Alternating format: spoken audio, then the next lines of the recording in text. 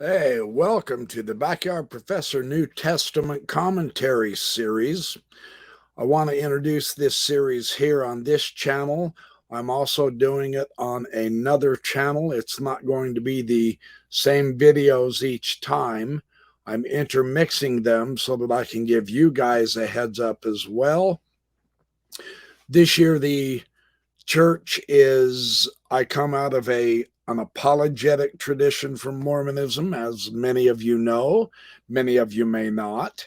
And I used to be an apologist, but I found I could no longer defend the indefensible.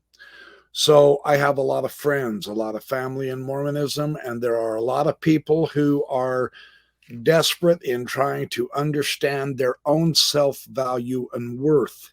Their own lives feel blank or hurt or shallow. And so they're looking for answers. And so I seek to provide those answers. So this year, the Mormon Church, they are what we call PMO, physically in, mentally out. PMO. This year, the church is doing a New Testament Sunday school. And so I've decided I'm going to also do a New Testament commentary and give you the Sunday school class you always wish you had. That's what I wanted. And I never got it because they keep repeating the same thing every fourth year. And it's the same blase fifth grade level. Inevitably, they Mormonize the Bible. And the longer I began to study the biblical scholarship, the more I realized how Mormonized they were making the Bible. Why not let the biblical text tell us what it means? Why not explore the history, the archaeology, etc.? So that's what I'm going to do in this series. So let's get this show on the road.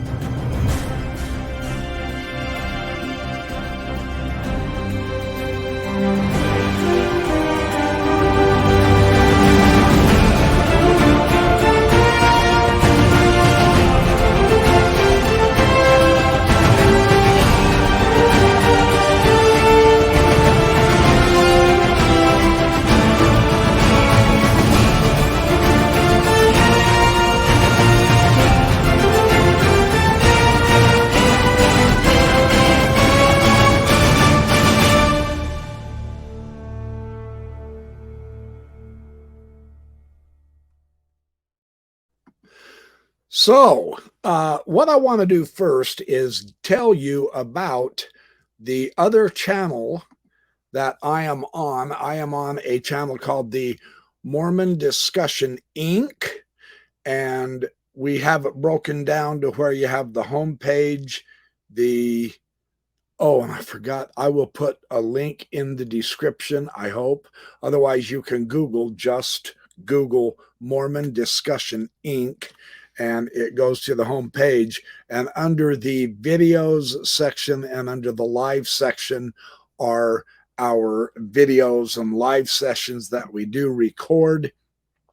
There are about 10 podcasters under this umbrella. They have fantastic information on all kinds of varieties, different emphasis. You get a real overview, a real smorgasbord of material. Some of us are more scholarly than others, but there is the program Mormonism Live and other programs, Rameumptum Ruminations, and mine, the Backyard Professor.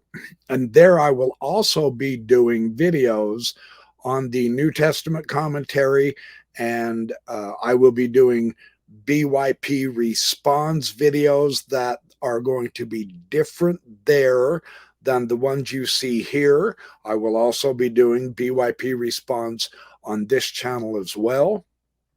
I do scholarly interviews with various scholars. I have had interviews with Dr. Richard Carrier, a renowned atheist. I have had interviews with my dear friend and podcasting brother, Derek Lambert of Mythvision.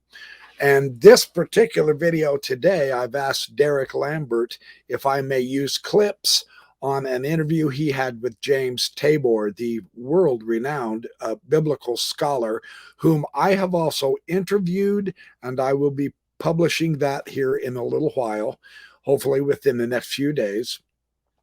But I mean, he's known for his Old Testament, his New Testament, his Dead Sea Scrolls material. He is absolutely phenomenal. And I will be sharing my comments on what he said on this particular subject in the New Testament today in this video. But I've interviewed Dr. Charles Harrell, a BYU Mormon scholar who is no longer a believer, but he wrote a magnificent book called This Is My Doctrine, and we will have further interviews. I've interviewed and I've published the interview with Dr. Colby Townsend, soon to be, I should say, Dr. Colby Townsend. He is a PhD student right now, very, very sharp and crisp and nice. I have interviewed Dr. Dennis R. MacDonald, the world-class biblical scholar and classicist of Homeric and Greek epic and tragedy. I have described some of his, I will be using some of his materials on mimesis in the New Testament, especially the Gospels. So there's a variety of materials that I'm going to present here from interviews with the scholars, as well as my own research and analysis, as well as my own BYP response, because this stuff just is incredible when you discover it.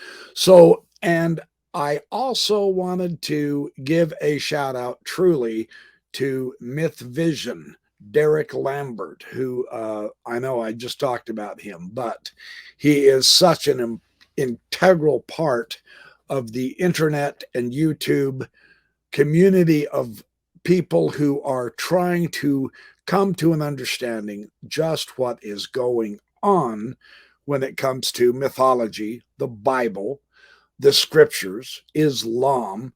Derek gets off into Scientology and Islam and all that. I'm going to basically, my background is apologetics within the realm of Mormonism, biblical criticism, etc. So I'm going to basically stick with that, but there is a lifetime of learning to do, and we are going to share as much as we possibly can with you. My other good friend and podcasting brother, Neil, of Gnostic Informant fame, I will be utilizing some of his materials. He has graciously given me permission to do so, as Derek Lambert has. So we've got a lot of scholarship, but we're trying to bring it to the public. So this is the intent of this material. So let's get into this. Let's see what Dr. Tabor is talking about on the Father of Jesus. I will share, I've got about 19 video clips, and I will share my comments and ideas and interest in what Dr. Tabor is saying. So without further ado, let's see what he is up to. But tell us about Jesus and what were some of the early issues on this topic? Well, part of the issue with that is what your presuppositions are about the world. So someone who has faith in the virgin birth, it's usually called, it's really the virgin conception. It's not necessarily the birth, but that Mary got pregnant, but not from a man. That's more of a theological position that, of course, millions hold. And I would personally say that's more mythological. You know, we have many tales of Greco-Roman heroes that are begotten by gods, but we don't really go investigating, you know, who is the real father. But with Jesus, he is a historical figure. I believe he existed, he lived.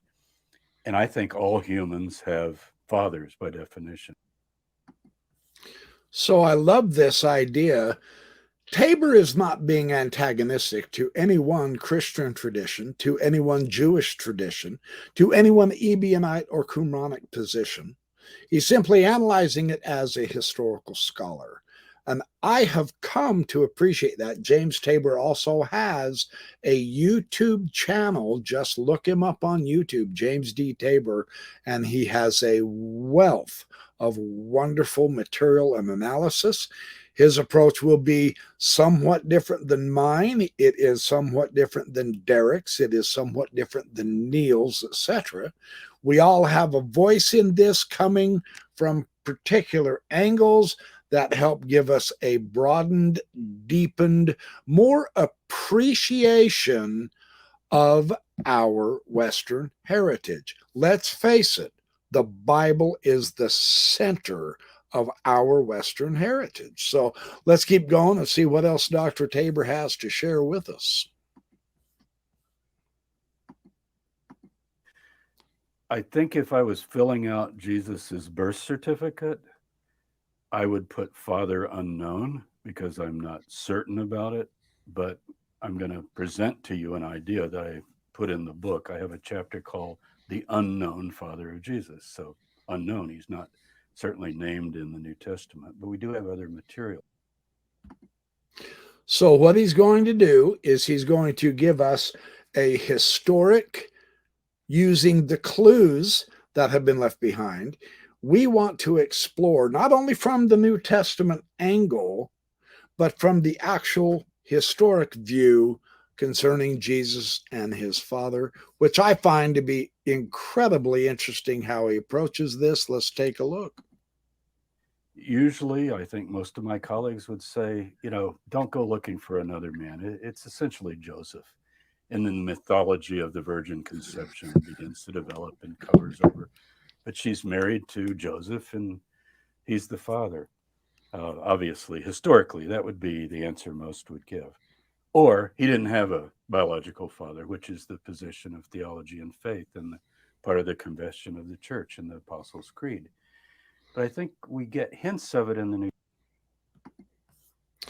What I love about Tabor's approach is he is respectful, not only of the religious tradition, even though he doesn't technically agree with some theological interpretations, neither do I, but as a scholar, he's not out to make points against any one religious tradition. And as a biblical Dead Sea Scroll and Old Testament scholar, he's not out in order to make points for any one religious tradition either. I really love this approach that Tabor is taking.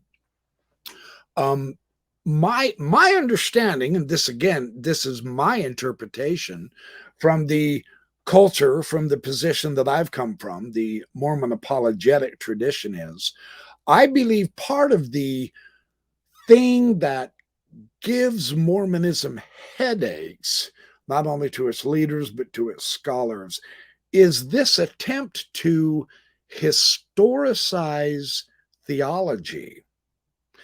And I think that's where they get in trouble.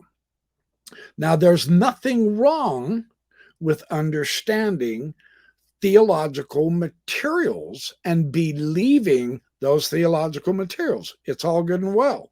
There's nothing wrong in believing and understanding historical materials. It's good and well. Even when those historical materials contradict a theological stance, I appreciate that James Tabor is not stridently negative, neither is he stridently positive in favor of a particular interpretation. He's saying we have pieces of evidence here and there. Why don't we just take a look at it and see if anything comes together in this remarkably fascinating historical puzzle? I love this approach.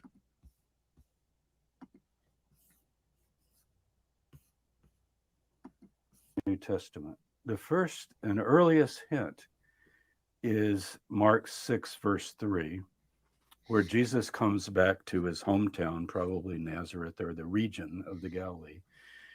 And people are skeptical because he's been out doing all these wonderful things. And, a prophet has no honor in his own home or his own country.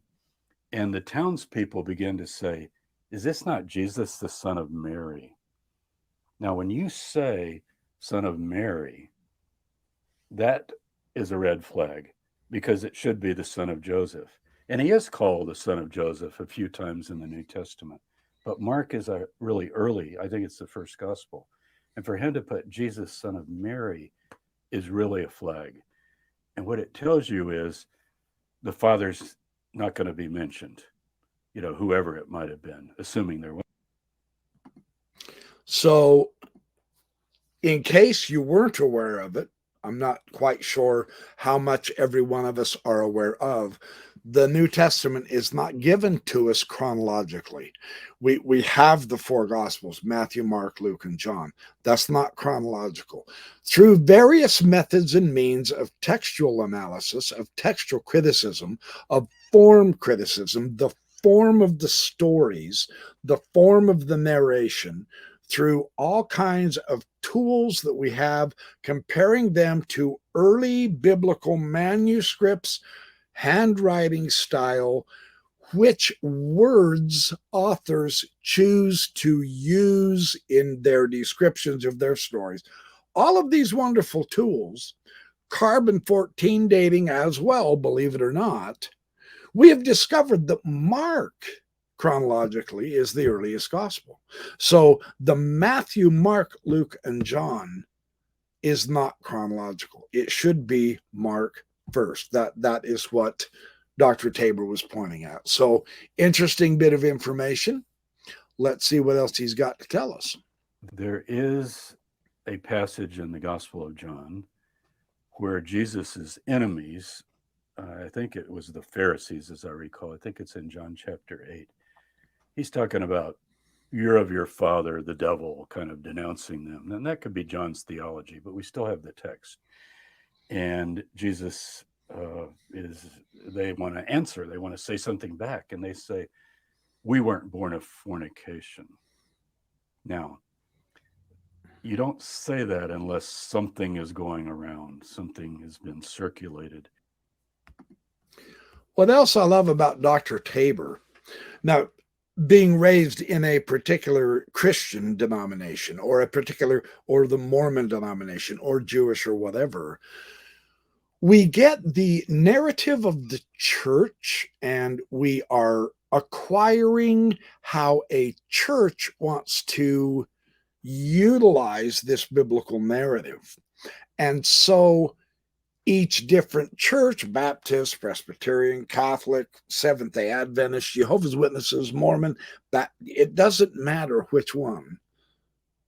They have, I don't want to call it an agenda, but they do. They have an agenda. They have a particular way of understanding not only Jesus, but the stories about Jesus, the Gospels, Paul's letters, John's letters, Peter's letters, James' letter in the New Testament.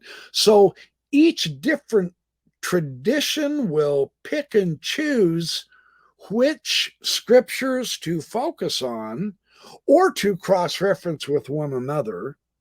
You put certain scriptures of John in with Mark here, and you bring in Luke and Matthew together to enhance your understanding of something John wrote.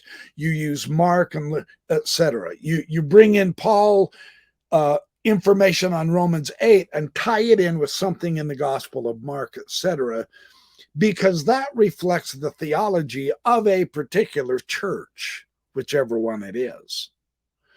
But Dr. Tabor is saying, let's just understand one historical issue here. And there's not a lot to go on, but we do have hints. See, as a Mormon, man, I never heard any of this. I'm truly, I didn't understand any of this at all until after I came home off my mission. It was years later. None of this is taught in church. So to me, Dr. Tabor's approach is an entire breath of fresh air.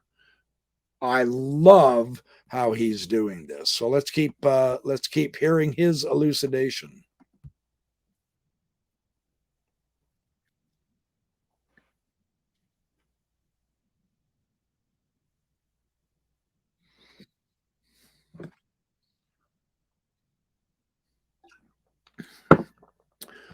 He does. Let's keep going to the next clip.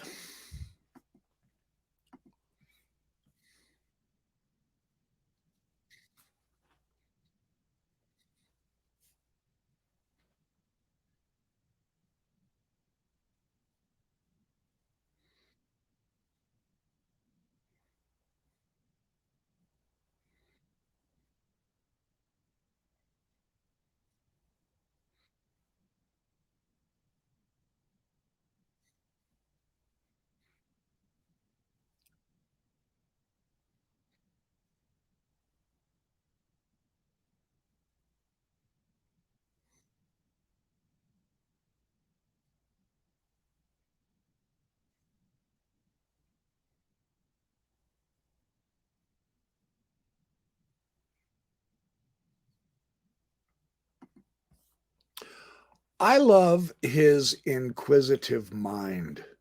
I really enjoy how he is just basically addressing a historical series of hints in the scriptures that even the gospel authors or Paul did not elaborate upon.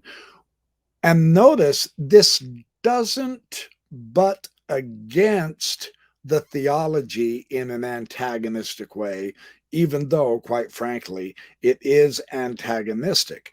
This is not the approach that Dr. Tabor is taking. He is saying, let's explore this human dimension of Jesus. Is there anything we can learn about this? The remarkable thing is, there genuinely is. And I love how he approaches this. So let's see what he has next. Gospel of Thomas, there's a strange saying about he who knows his father and mother, but is still called illegitimate, or it's in Coptic, so the word is different. But, like I know my mother and father, but you're still calling me illegitimate. So there. Not only in the biblical text, but we now have archaeological texts that could have a bearing on an historical investigation.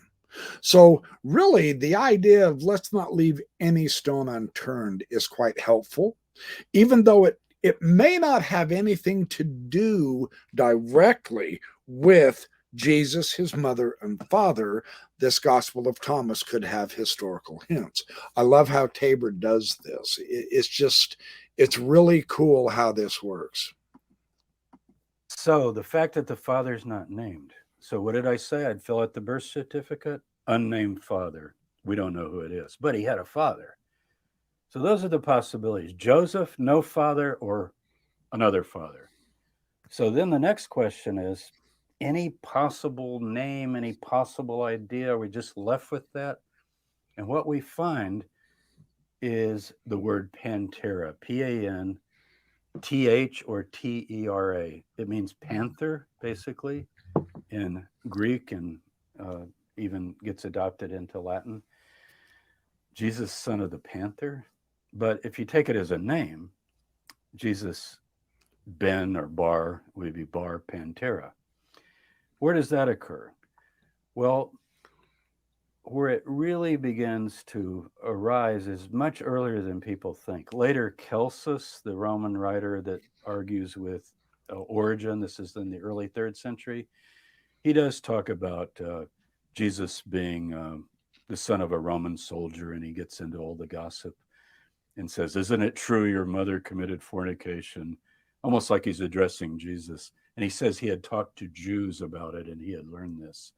So that's quite a bit later. If that's all we had, people have suggested that Pantera is a pun on virgin. I've heard that. Yeah, Parthenos. Notice they don't really even sound right, and the letters are different other than the P.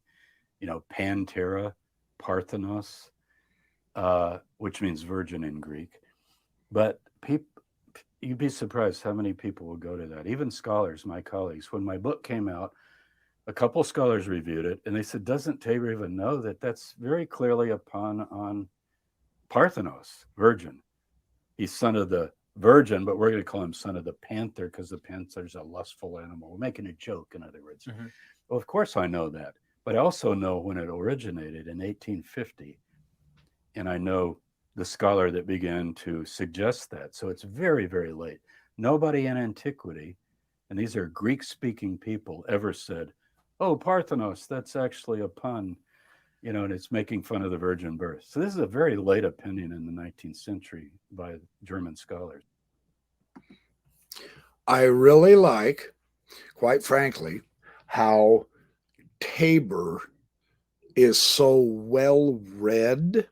So this gets interesting because we actually do have a potential name of a father of Jesus. Now, of course, to the Orthodox, all of this is completely blasphemous. Tabor is not doing this in order to poke a finger in the eye of any kind of a Christian tradition. He's not mocking theology. He's not making theology useless. He's not saying it either has to be one or the other. Approaching the text from a scholarly biblical manner is going to give us fresh, interesting results, but also different results from a theological approach.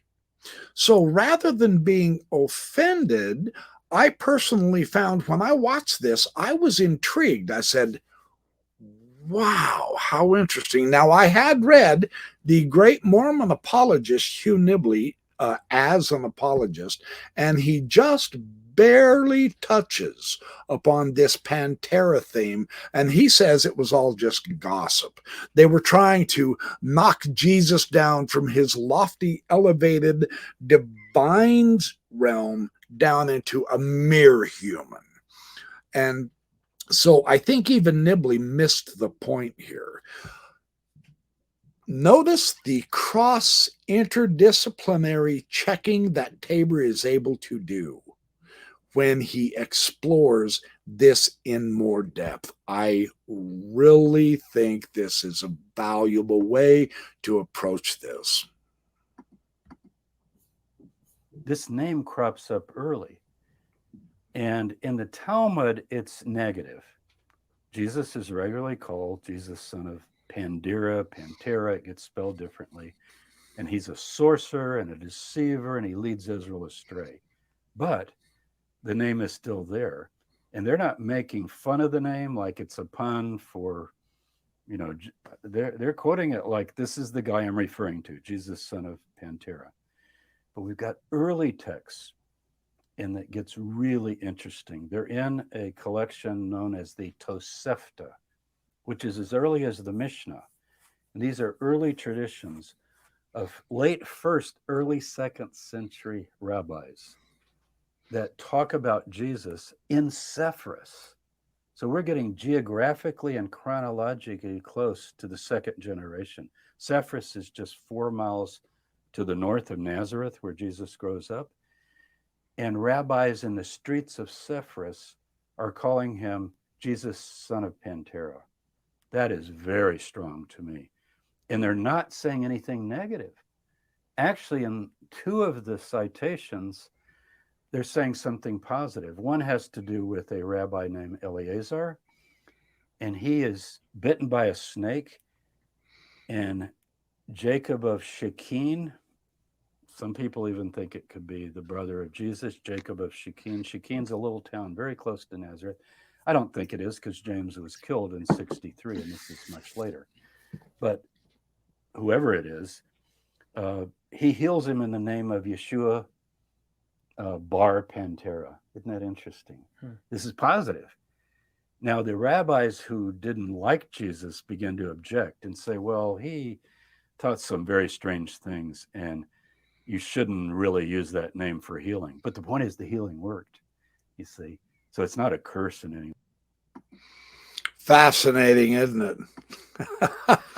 We actually have some extra background from some of the outside biblical texts describing the reality, the potential connection, and the reality of this. But Tabor even has further evidence that ties this in yet another way that I have never ever seen before in all my research. I mean, Raymond Brown, in his magnificent The Birth of the Messiah, he was the great Catholic scholar. Some Catholics didn't like him, however, but he has a small discussion on this Pantera, and then like James Tabor said in his book, I've got it here somewhere, the Jesus Dynasty, where he describes, yes, here, the Jesus Dynasty, where he is talking about this Pantera tradition.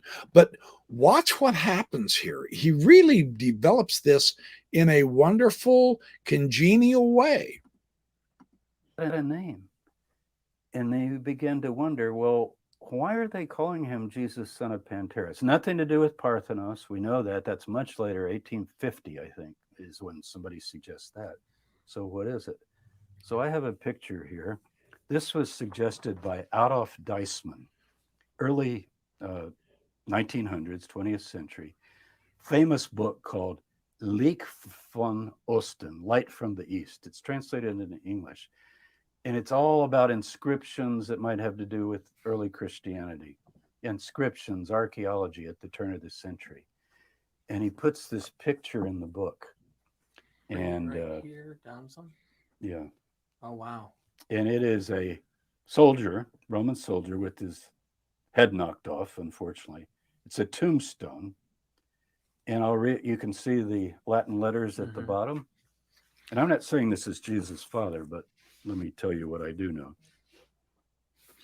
So we now get to actually discover an archaeological relic that truly could tie into this. So see, this cross disciplinary way of Tabor, he goes to texts, both the biblical text and archaeologically discovered texts. He goes to text within the Bible, texts outside of the Bible. And now he has a seriously possible potential archaeological relic. I can't help it. I love this kind of stuff. Let's see what he says about this. Very interesting. Okay. Here's how it translates. This is an officer who died. It's found at a Roman camp on the Rhine River, a place called Bingen today. I've been there several times and investigated this. The statue or tombstone is now in a museum, the Römische Hall Museum in Bad Kreuznach. Tiberius Julius Abdes. Abdes is probably servant. Pantera. So his name is Abdes Pantera. Tiberius Julius is the emperor. So why does he take the emperor's name? Because if you serve 25 years, you can lose your slavery or lose your debts. There are all kinds of advantages. And he has served for 40 years. He died at age 62, and he's from Sidon. Okay. Sidon is closer to Nazareth than Jerusalem is. Jerusalem's about 100 miles as the crow flies. People think of Sidon as way up north. Look at a map. It's not that far, probably 80 miles or so north.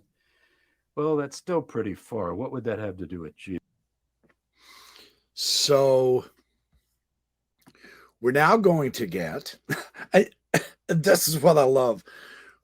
We have textual, we have historical, we have archaeological, and now we have geographical. It appears that this isn't just a one item that's being made into a big whoop-de-doo from just one piece of evidence. And notice how careful he's being. Yes, of course, a lot of this is speculation. Tabor admits that. That's not the problem. That's not an issue, because this is how we progress. This is how we learn. We say, well, what if this particular piece of data actually can be coupled with that data? And that gives us a reason to understand this item better. I mean, isn't that what the gospel theologians do with the gospels? We know each and every single gospel, Mark, Matthew, Luke, and John, have different emphasis. And the idea is, well, they're writing to different audiences. Yes, they have different emphasis. They explain different stories differently. They also have different stories, etc. To harmonize all of those together as if it is only one story is a faulty methodology. We love the differences and we love the similarities, but don't mix them all up, because there is vital information that is lost if we attempt to do it that way. Let each gospel stand on its own. Well, this is, and yet see how, in connecting some parts of those, in connecting one of Paul's theological ideas or one of Paul's historical reminiscences, or perhaps the name of one of Paul's companions with a name in one of the Gospels, etc. It is the comparison contrast that really helps us grasp the Bible, not smoothing out all of the difficulties, the contradictions. Watch what happens when we see the geography come into this as well. This is just so delightful. Jesus. I'm interested in a soldier, age 62. He's of the first cohort of the archers. And can we figure out any chronology, which I do in the book, and I even more in my new book on Mary. I found out much more from several trips after I wrote the Jesus Dynasty in 206. And it turns out that this particular soldier from Sidon fits exactly the chronology of the life of Mary and Jesus. So we have the textual data, we have the historical data, we have the linguistic data, we have the geographical data, and now we have a potential justifiable chronology that fits. This is good. This is really fun. This is what makes biblical study pleasurable, without question. Jesus.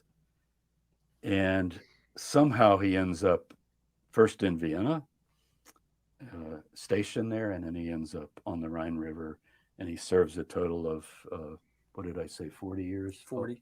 40 altogether, dies at age 62. Now, what's the Sidon connection? It's really kind of interesting. In Mark 7, you got the oddest passage. And I'm not saying Jesus visited his father, but, you know, Sidon's mentioned a lot in the Gospels. Like crowds from Sidon came down. When Jesus condemns the local villages of Capernaum, and, you know, he says, woe to you, Capernaum, and woe to you, this city, and all around the Sea of Galilee.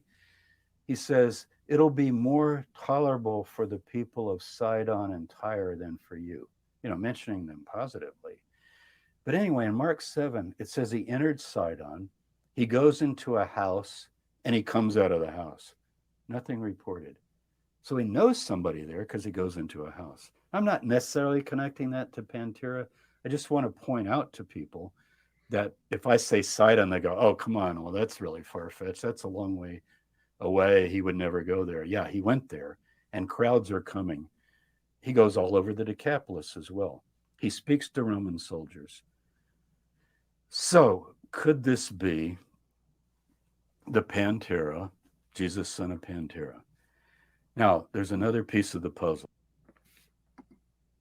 Notice too, that nothing is hard and fast, and yet we have a rather just simple statement in the Gospels concerning Sidon.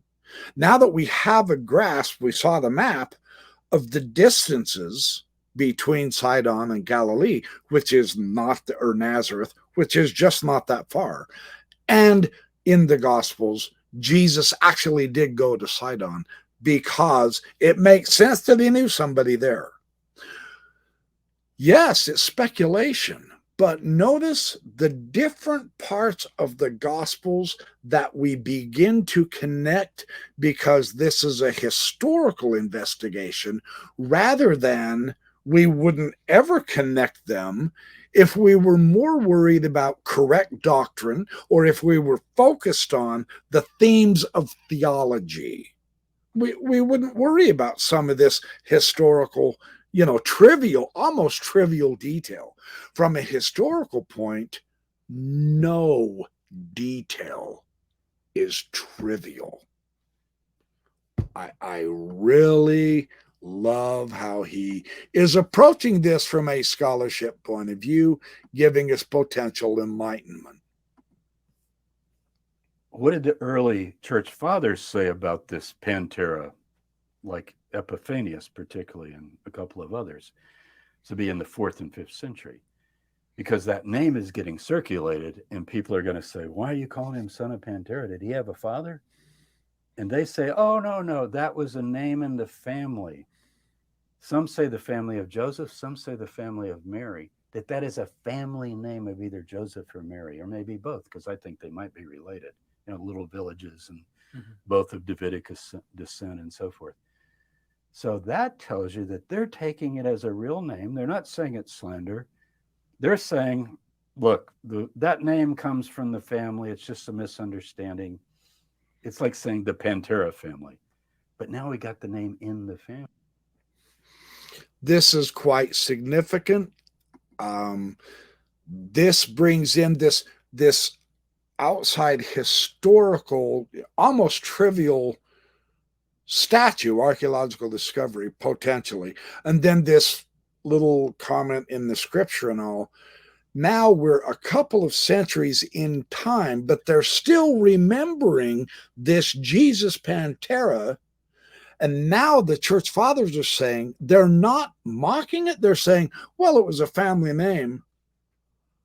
That is a huge potential help to us. We have the scripture.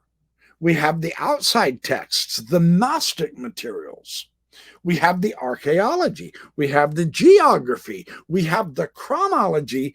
And now we have the later theologians who are putting it in the family. This is most fascinating to me personally. I think this is fabulous. I'm wondering, and here the chronology fits an amazing way, and the geography fits. So this is a theory. Remember, I said I would fill out the birth certificate, father unknown. Right. I would not put Pantera. Right. But I've told you some things about the name that are very early. Right. Now, Kelsa says he's a Roman soldier. Whoa. And he doesn't say it's rape.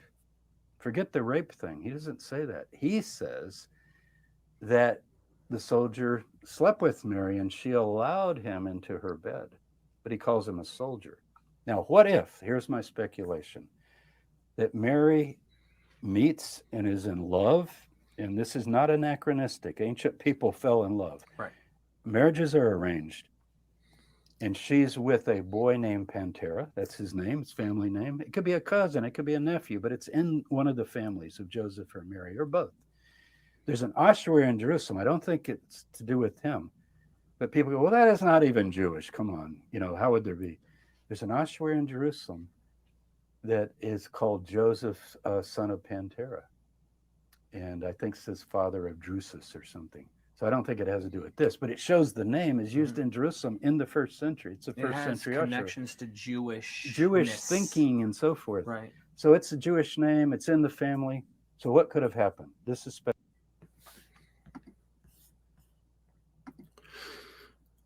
Again, notice this is not to disparage theological understanding. This is not to argue against religion, that religion is evil while history is godly. It's not an either or. Notice how carefully, and he admits it outright when he's speculating. That's proper scholarship. But he is also saying we actually, through the piece here, piece there, piece there, piece there, piece there, piece there, this picture is actually more firm than many of us have supposed. And that is really remarkable, in my opinion. speculation. She falls in love with a young boy. If we go by this chronology, he would be a little bit older. She's maybe 14, he's maybe like 18 or so. She does get pregnant. A woman's decision to sleep with somebody, is hers. I'm not going to judge her either way. But Matthew seems to know something about this because he names 4 other women: Tamar, Rahab, Bathsheba, and so forth. He And won't even name Bathsheba, but either way, wife of Uriah. But he's kind of signaling, I'm going to tell you a story about how Mary got pregnant. Now, if you read Matthew, not Luke, Luke expands it into Mary, but you read Matthew, it just says Joseph found out she was pregnant. And he was told in a dream, it's, quote, of the Holy Spirit. That can mean it's God's will. Take her, and he didn't expose her. So he took the pregnant girl and married her. The parents probably arranged the marriage. They said he's prosperous. He has a home. You should go with him. You're a young girl. You're kind of, and maybe they didn't even know she was pregnant. Maybe only Joseph knew. He's the one who found out. I don't know that the parents ever knew. So this is the secret of her heart. I trust her. And then in 4 BC, the Romans send 3 legions down. They exile all the people in the Galilee. I even think Paul was exiled during that time. Jerome says that he was exiled, also his family, to Tarsus. What if this young boy got taken up and impressed into the Roman army? And then he ends up on the Rhine River. Just speculation. What I want to emphasize here, because I know perhaps this is going to be offensive to some people. I get that. It's all good. This isn't to disparage Mary. This isn't to disparage Jesus. We're simply doing an exploration of secular history based on evidences that, when they're coupled together in a proper chronology, in a proper geography, etc., in the proper time and place, within the proper texts, the hints the text give, the case builds up much stronger than anything I've ever seen. And again, it takes a James D. Tabor, biblical scholar, extraordinary man, wonderfully well-read, superb, successful author, archaeologist. He literally has dug in the dirt in Israel, in Jerusalem, in the Dead Sea Scrolls area for decades. This man is really fun to learn from, in my opinion. So I've got just another couple slides, and then I'll wrap this up. Let's get to it. But I think what we can say is that it's a real name. It's associated with the family. We do know of a Pantera that's from the region of Sidon. And could this be, the biological father of Jesus? Speculating with the purpose, not just ribald, wild, irresponsible thinking, but trying to assess, look, this puzzle piece can go here.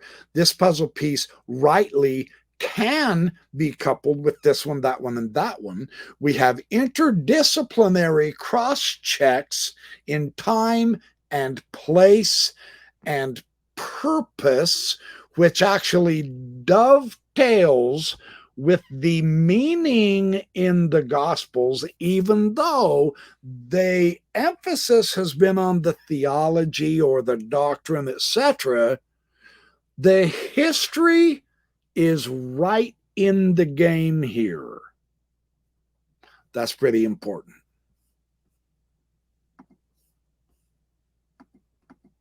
But tell us about Jesus and what were some of the early issues on this topic? Well, part of the issue with that is what your presuppositions are about the world. So someone who has faith in the virgin birth, it's usually called, it's really the virgin conception. It's not necessarily the birth, but that Mary got pregnant, but not from a man. That's more of a theological position that, of course, millions hold. And I would personally say that's more mythological. You know, we have many tales of Greco-Roman heroes that are begotten by gods, but we don't really go investigating, you know, who is the real father. But with Jesus, he is a historical figure. I believe he existed, he lived. And I think all humans have fathers by definition. So again, I like James Tabor's approach in this theme. Instead of making history into the bad discipline, into the enemy, not trusting the intellectuals. The archaeologists have their own say, but they don't have the faith in the risen Christ that I have. They have the historical evidence that gives a greater contextuality to a truly lived cultural reality from 2,000 years ago that we just cannot get from just reading the text itself. Tabor, in going there, Tabor, in seeing the relics, being able to translate the inscriptions, traveling to the places, coordinating them on a map and seeing the relationship between cities, all of this is absolutely precious. It's vital to help us get a bigger, better picture. So thanks for watching my New Testament commentary series. I'm going to be doing a lot of these. I will be putting links to the other ones on the other channel when I get to that.